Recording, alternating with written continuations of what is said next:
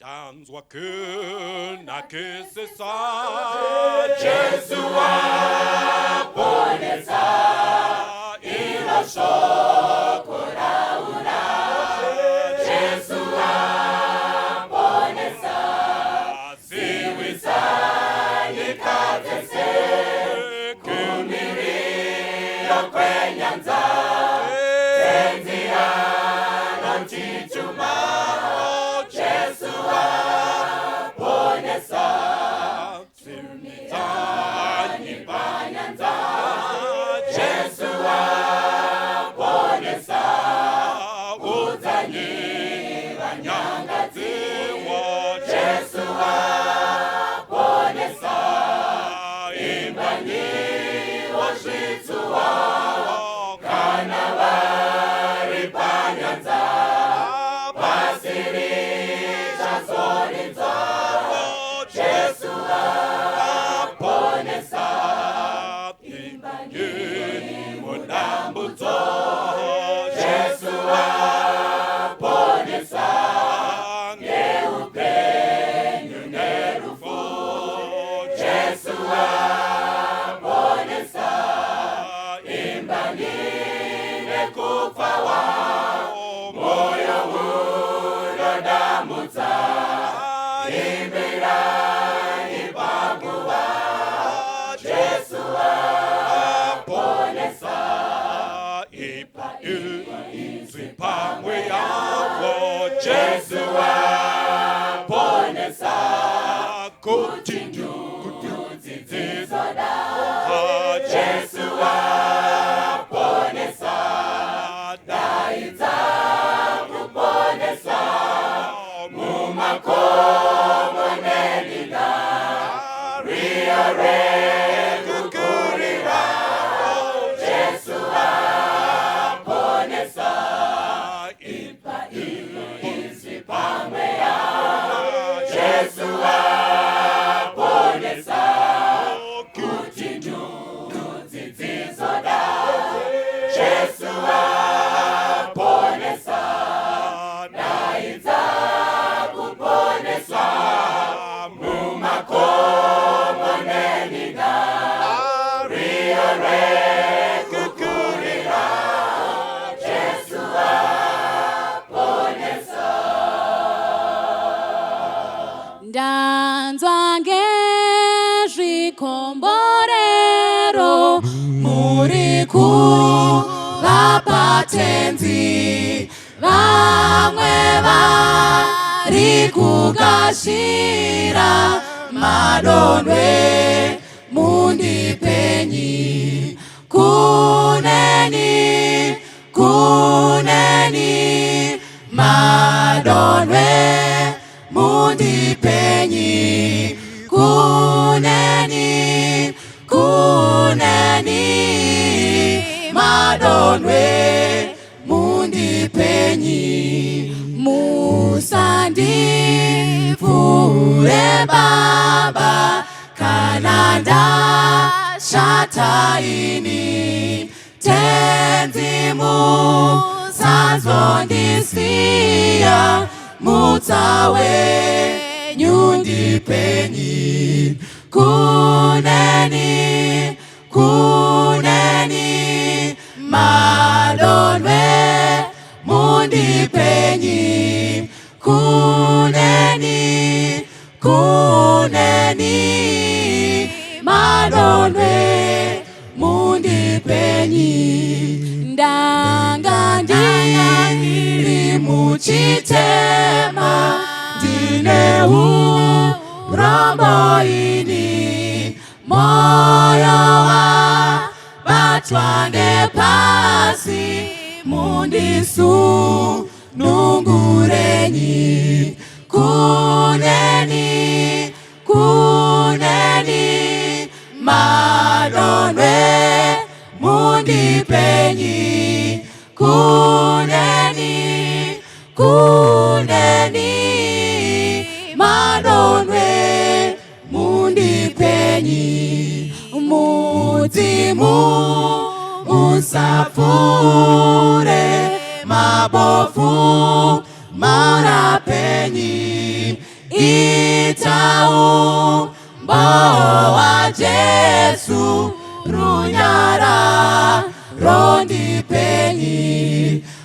kuneni, kuneni, madonwe mundipenyi, kuneni, kuneni, madonwe mundipenyi.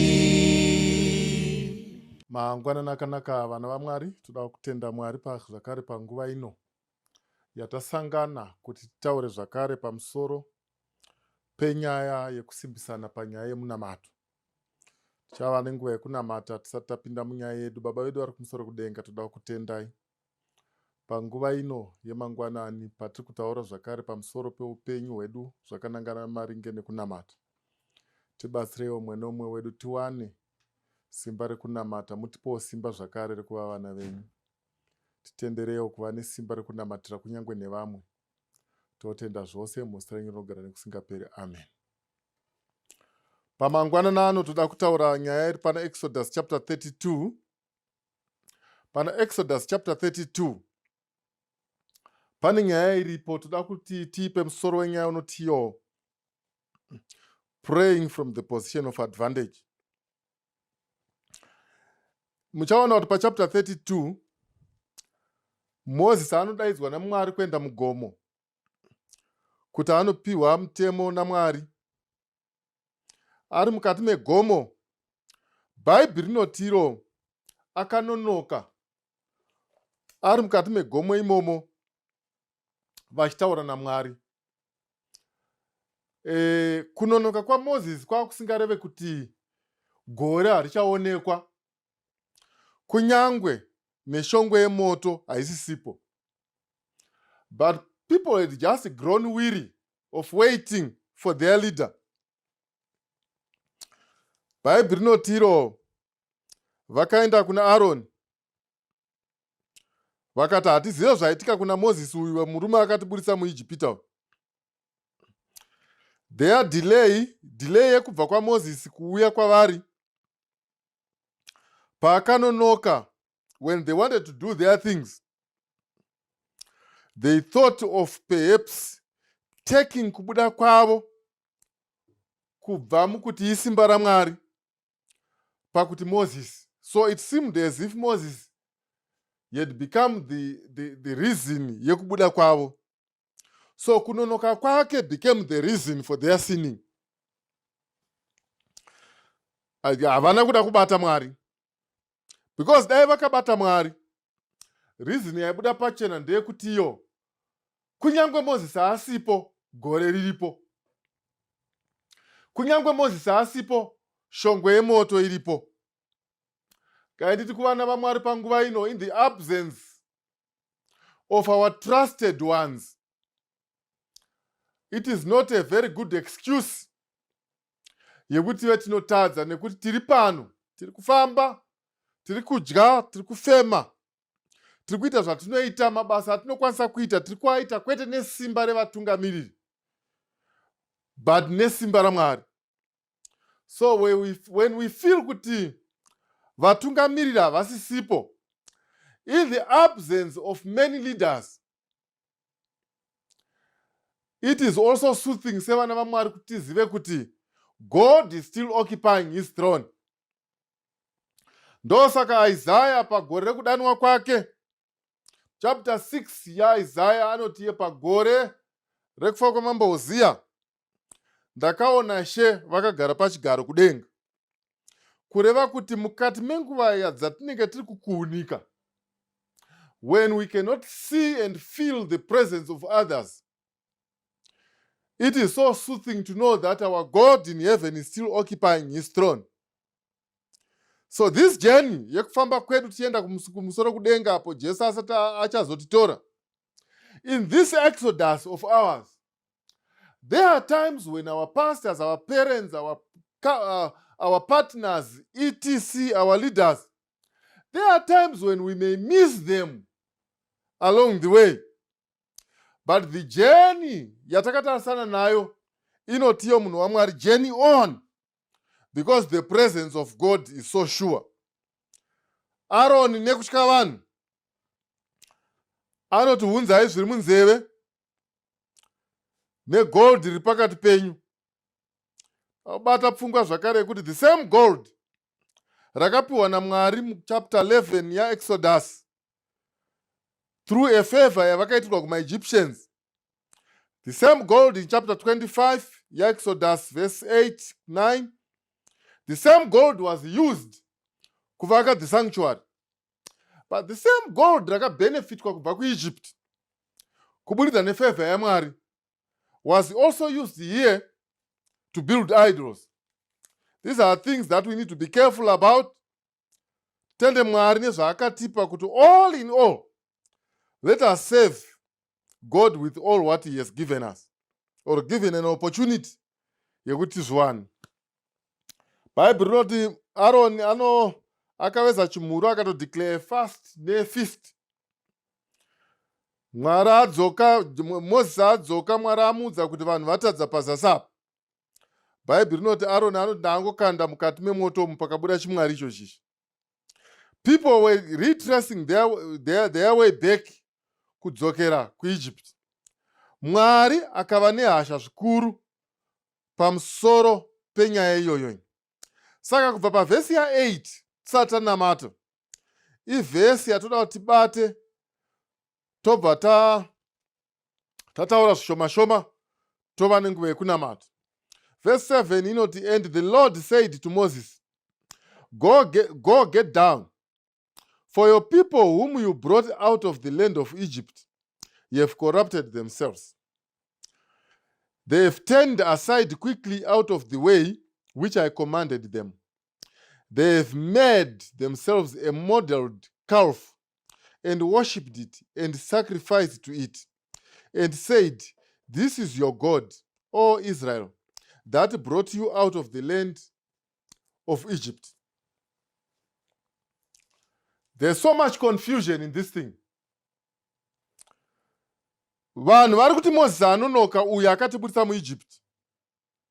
But the same people vari kudeclare futi kuti vagadzira chimhuru vakuti ndiye Mwari akavabudisa muEgypt. Panguva imwe chete kana ari Mwari akavabudisa muEgypt, muchaona kuti vanhu ava vakunamata chimwari ichi. Mwari ari kuti Moses, dzokera kuvanhu vako. Vagadzira chimhuru chaida kuti vadzokere kuEgypt.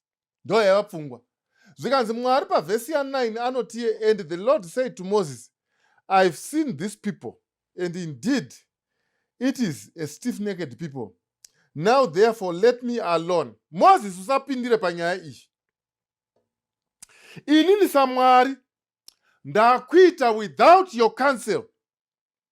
I don't want anything from you, any word. Chandiri kuda ndechekuti iwe unyarare panyaya iyi. Because my wrath may burn not against them. My burn hot against them, and I may consume them, and I will make of you a great nation, praying from the point of advantage. Moses ari kuona vanhu vaita musikanzwa iri pachena yaonekwa naMwari.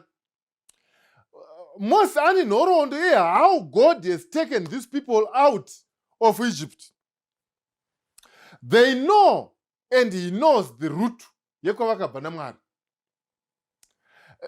They have a packed file yematestimonies akaitwa naMwari. Remember vanhu ava, point yatingade kubata ndeyekuti there was that division between them and Egypt, which was almost eternal and eternally fixed. We may talk of things that may happen, events dzakaitika pakati apa, but the major event yandoda kuti muone vana vaMwari, it was their division, their separation from Egypt by the Red Sea. Remember, patiri kusvika panyaya iyi, the Red Sea had closed up the Egyptians and swallowed them with their chosen chariots.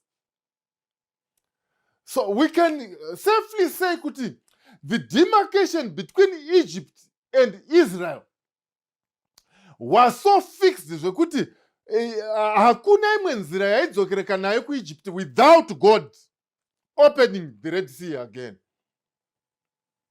It looked kuti hakuchisina imwe nzira yekudzokera, but in the mind, Egypt was still lingering in the minds of the Israelites. Zvekuti they went across, literally went across in their minds kuti Egypt was better. Once in a while, they would claim or complain about garlic, nema cucumber, magaka. They would claim about meat pots and the goodies of Egypt. In the process, God has opened the Red Sea. Kuti vapinde. And the same God had closed it. Kuti hakuchisina muIjipita. Vai vakangoroverwa chete nyaya yekuti vapinda munzira iri kufamba vana vaMwari. So they were closed in. Zvekuti kunyangwe dai kwaenda kuuya mamwe machosen chariots, hakuna kwaaiambuka nako, because the God who opened the Red Sea was already miles towards the journey yekuti vanhu vaende kuKenani. So with all these testimonies, Israel chose to go back to Egypt in the mind. Kaitaura vana vaMwari panguva ino kuti mukati meupenyu hwatiri kutorarama ihwohwu, there are times when our thoughts linger back to Egypt. Pfungwa dzedu dzinombodzokera uku. Dzinodzokera sei? You see worldliness creeping even into our homes, into our minds, into our dressing, into our church, everywhere. We are not so different from these people. Mwari anobva ati, Moses, ndaona vamwe vese havane pfungwa isiyo. But zvandakuita Moses manje, iwewe, I want to start a new generation in the wilderness. Isina ine corruption yekuEgypt. God had given himself to the thought yekuti, now I want to destroy all these ones. Ndotanga generation ya Moses yakachena.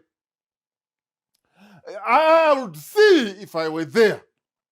Parikutaurwa nyaya iyi, munoziva vana vaMwari, when favor comes to you in the midst of a rebellious multitude, when everyone else has been declared filthy and dirty, when vamwe vese vaunzwa kunzi havagone basa, anogona basa ndiwe. Vamwe vese pachikoro vaunzwa kunzi iwewe ndiwe wega une yese pakutaura kwevafana. Moses ari kumira pamultitude when God declares him kuti, Moses, you are the only one left on my side. Vanhu vese havane musikanzwa tarisa une dhanzi ravanga vachiita vachinamata chimwari chekuIjipita ndakavaburitsa kusvika kuno. Moses, ndoda kuti muone why. Ndiri kuti perhaps Moses was more Christian than us. Vamwe vese more than 600,000 people are wrong. You are the only one who is right in the eyes of the Lord. Mwari ari kudeclare wega kuti Moses, you are the only one right here. Panyaya iyi. Vamwe vese havari wrong. They've danced to the tune. Ndiri kuparadza vese. Handingagari nevanhu vakadai so. Vandakaburitsa neruoko rune simba. Ndikazoresa ropa padoo pakafiwa paEgypt. Ndikavaprotecta paRed Sea. Uku kukaita usiku, kukaita masikati. Ndikagadzira nzira nepakaoma vakapinda. Vanhu ivava vaMozisi always usiku kunyangwe wonga uri mugomo ndakavafukidza negore rangu. Hapana presence yangu yavasina kuona. Iwo Mozisi panyaya iyi ndisiye ndiri ndega. If I were there, I would stand tall. Mwari kungoti vanhu ivava vandakamboedza kuvatsanangurira. I have told them everything. Ndavakavadzidzisa Mwari zvese ndakavaitira. Mwari ndepapa pasina kuvaitira. Mose ari kunzi naMwari, I will make you a great nation. Ndichakuita rudzi rukuru iwe. Asi paverse 11 Mose anotiye panapa achitaura naMwari. Then Moses pleaded with the Lord. Hello? His God, and said, why does your wrath burn hot against your people, whom we have brought out of the land of Egypt with great power and with a mighty hand. So Mwari, vanava, the same hand yakavabudisa muEgypt ndenyu. Makavabudisa neruoko runesimba kuti vasvike kuno kwatiri kuno. Vanhu ivava, inyaya yekuti vanhu venyu. Havazi vanhu vangu, ndozvaitaurwa naMozisi. Kuti tike tiri kunoko hatina kuuya nekuda kuti ndikwenyu. Kugona kwedu ndekwenyu. Hamuna kutibudisa muEgypt nekuti taigona kubudamo. Takabuda nekuti makatibudisa neruoko runesimba. Ndozvaitaurwa naMozisi. Kubuda kwedu muEgypt nhoroondo hatina inotaura 400 plus years tatiri muEgypt. But we were not able to come out of it. Imi mukatiburitsa muEgypt. Hapana patiri vedu isusu nevanhu ivava. Hapana pamukati vanhu vangu. Because we are not here by our might. Hatisi panapa nekuda kwedu. Tiri panapa nekuda kwenyu. Ngaitaurire vanhu vaMwari panguva ino. This is a good argument. It may happen, vana vaMwari, mukati meupenyu, kuti you may be the only one right or the only one correct. But kuti titombova nevamwe vari wrong tiri kusaidi kuno. It's not about you or about us. It's about God. Pane kumwe kwatakatobviswa naMwari kuti tisvike panapa. Saka mistakes ari kuitika taakumhiri kwegungwa kuno. Ndo ari kunzi naMozisi, mistakes ndaona Mwari. Mati ndini ndinofana kuva rudzi rukuru. But ndombokuyeuchidzai kuti vanhu kuti Mwari patiri kuita mistakes tiri kuno ndimi makambotiunza kuno. That was his argument. Taurire kuvana vaMwari panguva ino patiri mukuva yekunamata. Pane zvakaitika kwatakabviswa Mwari akatotibvisa tikava mapasta, vamwe tikava maelders, vamwe tikava vatungamiriri vemachechi, vamwe tikaita sei. Ngatitotenda Mwari kuti taakunoko. But tiri kunoku pane misikanzwa inoitwa sei yekuti zvinhu zvatakapiwa naMwari at times we use them into idolatry. Pamazwi atakapiwa naMwari tinoaimbisa zvisizvo. Mazwi atakapiwa naMwari tinoadzisa. Miviri atakapiwa naMwari tinoishandisa zvisizvo. Mari, upfumi hwatakapiwa. But tatookunoku. Ndozvitaurwa naMozisi. Hanzi Mwari, vanhu ava vatadza havo but ndevenyu. Hanzi anoti iye Mozisi manyu. Why should the Egyptians speak and say, he brought them out to harm them, to kill them in the mountains, and to consume them from the face of the earth? Turn from your fierce wrath and relent for this harm to your people. Ndobva aendera mberi Mozisi achitaura kuti maEgyptians achaseka kuti vanhu venyava Mwari ndimi makavabudisa kuti munovaparadza. Mwari ngaatibatsire patichange tichinamata. Mwari pane kwaakatiburitsa vana vaMwari. Takatobuda muEgypt kare, tatova maKristu ndochokwadi. But pane tumwe turi kuitika kuno kuti taakumhiri kuno. Pane tumwe turi kuitika kuno kuti taakumhiri. MaIjipita vasipo. Isi tiri tega kuno. Tiri tega kunoku. VaIjipita havapo. Ende zvesho vakatosara mugungwa, takaurayisa vanhu vakatosara mugungwa. Ndozvokutaurwa apa. But taakunoku Mwari pane tumwe tunhu twatiri kuita. Tumagodzi twatiri kugadzira kunoku. Zvikanzi naMozisi, hongu Mwari vanhu vacho ndavaona vane musikanzwa. But vatookunoku kwamakavaburitsa kuti vauye. VaIjipita vachaseka. Regai nditini vana vaMwari. Kana paine chimwe chinhu chatofana kuita munamato wekuti Mwari, zveshuwa vana makatipa. Zveshuwa varume makatipa, madzimai makatipa, maelda, mapasta makatipa. But pane tumwe twakuitika kuno kumhiru. Twekuti Mwari mukava nehasha pamusoro pedu, tinopera tese tikafa vaIjipita vakaseka.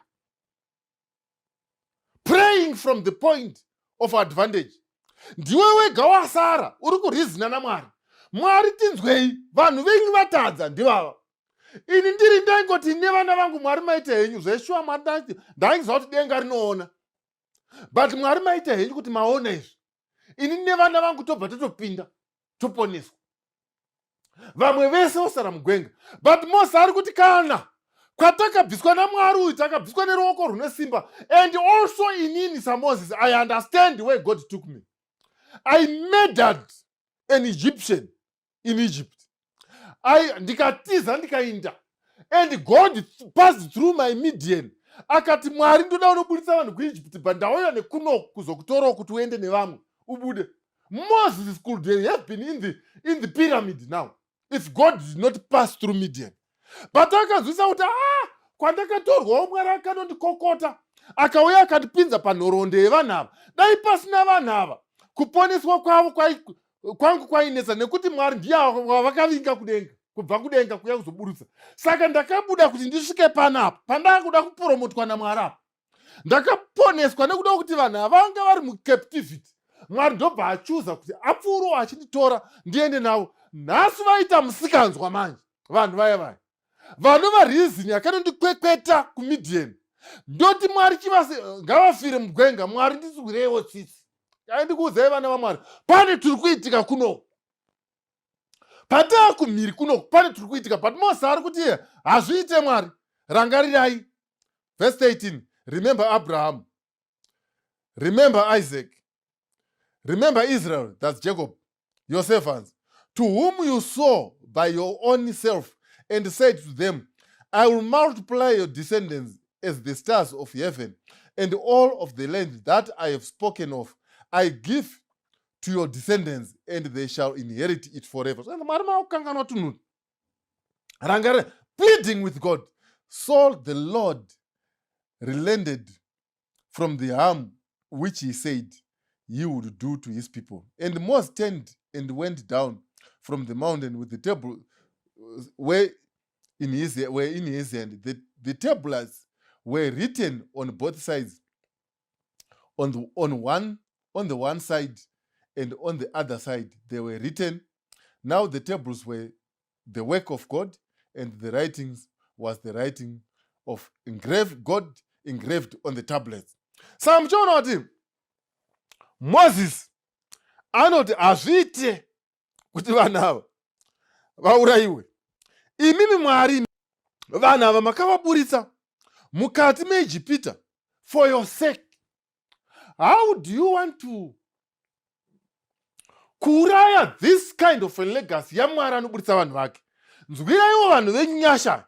And you remember Moses achita argument yekuti kana ava vakafa, blot me from the book of life. Dautaura nevana vaMwari panguva ino.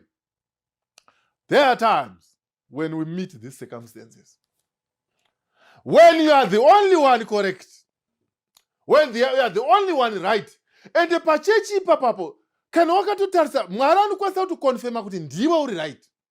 But Moses ari kuti Mwari hamungandite rudzi rukuru at the expense of this great multitude. Zviri nani neniwo mundibvise mubhuku reupenyu pane kuti vanhu havaparara.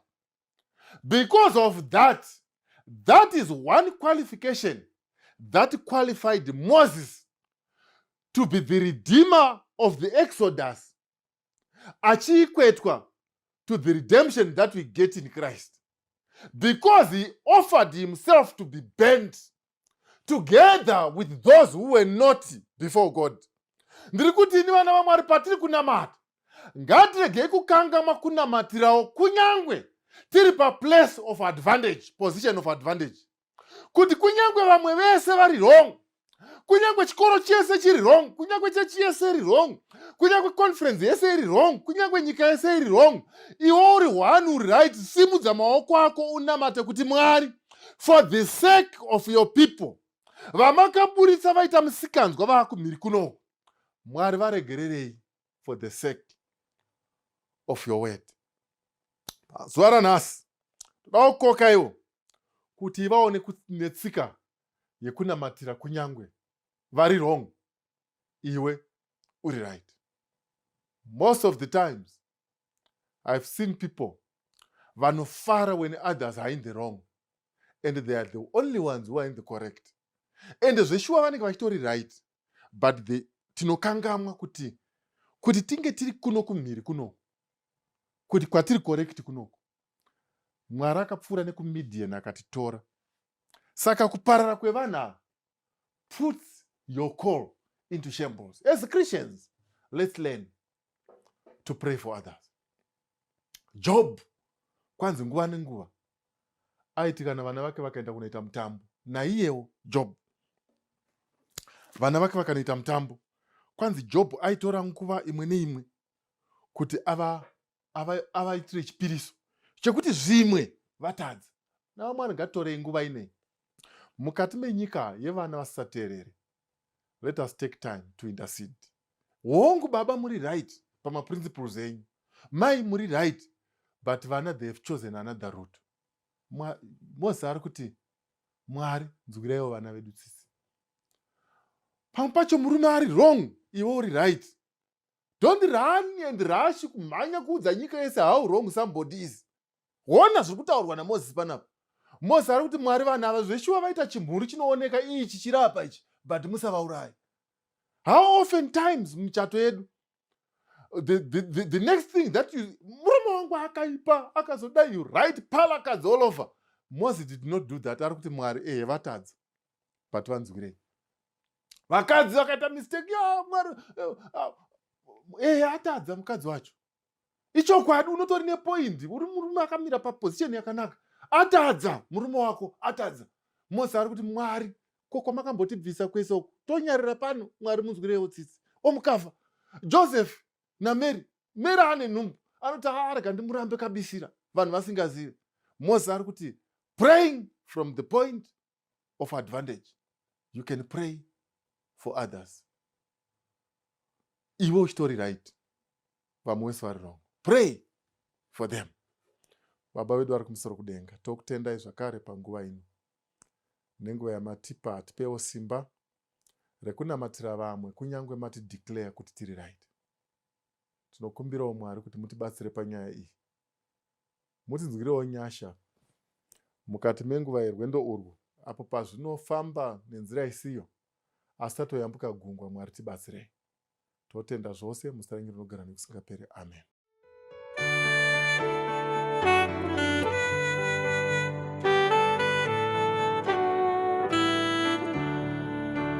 Ndomutewera kweseko ndanziza kumusimbira ndotondera kundifira ipo pamchinjiko weKalvari.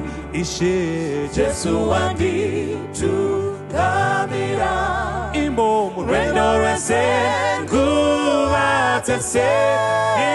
Arisa Mwari yeidi ndinotondera Kalvari. Ndofarira temo wake, ndoda anditungamire rudo rwake rwakanaka, iro rwaereswa paKalvari. Ishe Jesu wanditungamira imo murwendo rwese nguva dzese. Arisa Mwari yeidi ndinotondera Kalvari.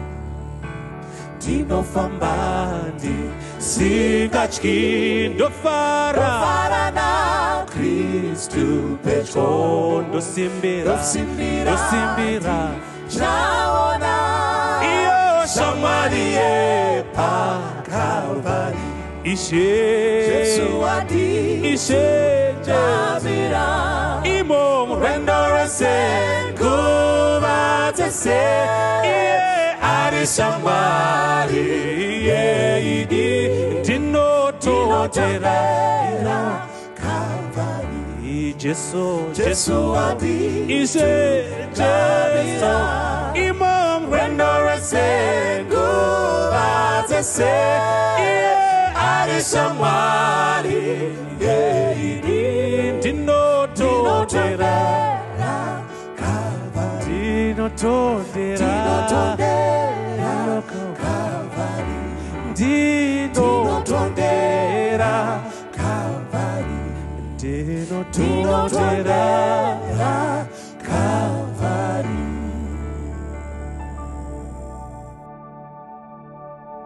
Jesu wangu mudiwa, ndinouya kulemi, mananda andibata, chiripo cha mpupuri, ndiwike muponesi dakara kwanyarara munonditungamira kumusha wekudenga ndimwi chidziwiro hakuchina chechimwe musandisiye ndega tenzi mundibatsire ndosimbira kunemi rubatsiro zverangu mundifukidze ini nemapapiro enyu ndimwi Kristu ndinoda zvese zvomunondipa simudza waputsika rapanyi vanorwara zita renyu royera ini ndega ndashata ndazara nezvitema mazara inemutsa kunemwi wekuchenesa ini rega uzondirapa moyo wangu mukati zvetsime upenyu pinda mumoyo wangu rirambe chiwerera kuzondipa upenyu zvetsime upenyu pinda mumoyo wangu rirambe chiwerera